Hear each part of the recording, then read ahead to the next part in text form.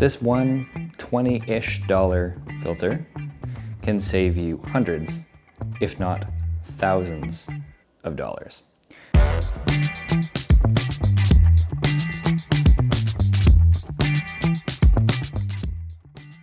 These are all lens filters used for photography and, for some of them, or all of them, video as well.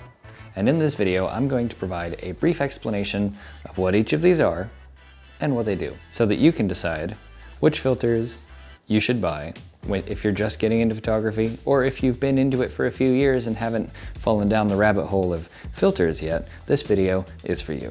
We're going to start with this filter right here. This is a UV filter.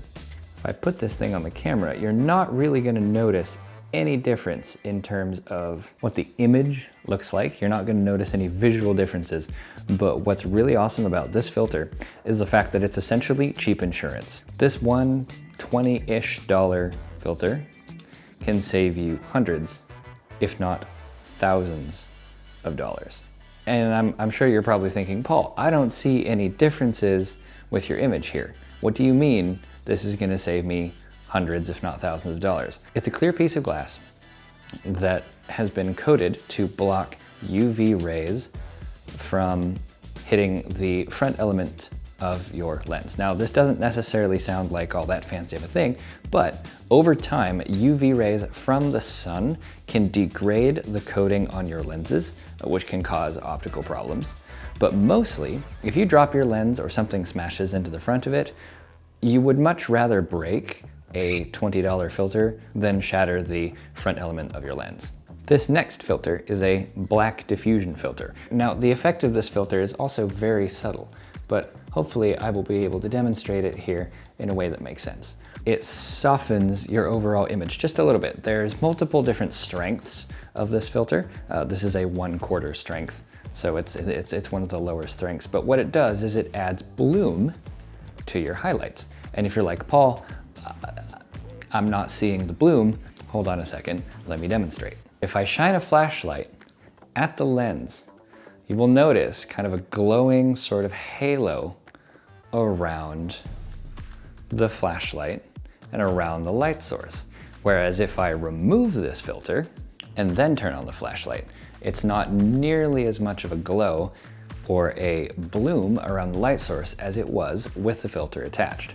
Now, with my key light back on, that's what diffusion filters do. I've since taken the filter off of the camera because up next we have a polarizing filter. It reduces the amount of light that comes through your lens by maybe about a stop or so, not nearly as much as the next filter does. First, you'll notice that it got a good bit darker in here, but it will also cut down on reflections. This is useful for outdoors doing photography when the sun is bright and you want the clouds to pop quite a bit.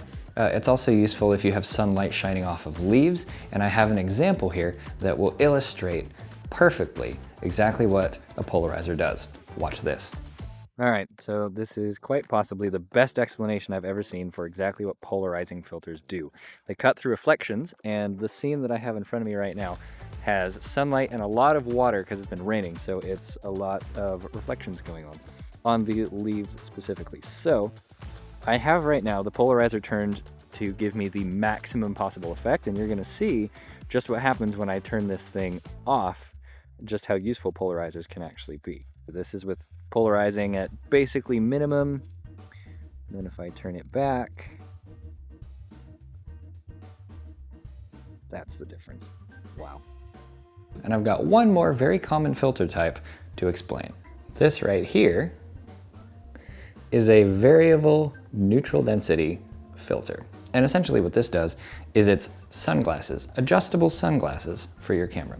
What this does is it cuts down on the amount of light that enters your camera, just like sunglasses cut down on the amount of light that enters your eyes. This is useful for a whole range of things. I like to use this filter primarily when I'm doing long exposures during the daytime. For example, all of the photos that you've seen me post recently on Instagram or seen featured in my last few videos where there is a long exposure of a waterfall, you get that silky, kind of milky look because the water is moving during a long exposure. Well, in order to do that, I have to slow my shutter speed down pretty far. You know, we're looking at exposures of anywhere from like 5 seconds to 30 seconds in some of these. And in order to compensate for the ridiculous amount of light that is allowed to hit the sensor while my shutter is open, I need an ND filter. Now, these come in multiple different types. There's round ones like this, there's square ones, there's different strengths of ND filters. There's some that are set to a specific strength and others like this one that are variable. I myself prefer the variable adjustable kind. They're also useful for when you're shooting video and you don't want to crank up your shutter speed and make your video all jittery. So, which filters should you buy? Eventually you're going to want to buy all of them, but that can be somewhat of a financial investment, especially when it comes to getting very high quality filters. So my recommendation, if you're just getting into the photography thing, is buy the UV filter for cheap insurance and buy the ND filter so you can experiment more easily with long exposures. Those two are going to be something that you will use a lot more than either the diffusion filter or the polarizer. And then once you have those and you can build up a little more of a budget, or you've played around with both of those filters, particularly the ND filter, and you find yourself now wanting a polarizer for more dramatic skies, or being able to just cut through reflections like I showed here, then at that point a polarizer would be a good thing to pick up. And the diffusion filter is more just for fun. I like using it to add the bloom effect to highlights in my videos. I've used it as a softening filter in some of my photos, and it's a very fun filter to use, but it is by no means like a necessity to have in your bag. The ones that I would view as a necessity are a UV filter and an ND filter, and then eventually a polarizer. So hopefully this video is helpful for you. Hopefully you now understand what these very common filter types are used for in photography. And hopefully this just clears things up and helps the whole filters thing to make a little bit more sense. So hopefully you enjoyed. If you want to see more stuff like this, then please do like, subscribe, all the things all the popular YouTubers tell you to do, and I will see you in the next video. Bye-bye.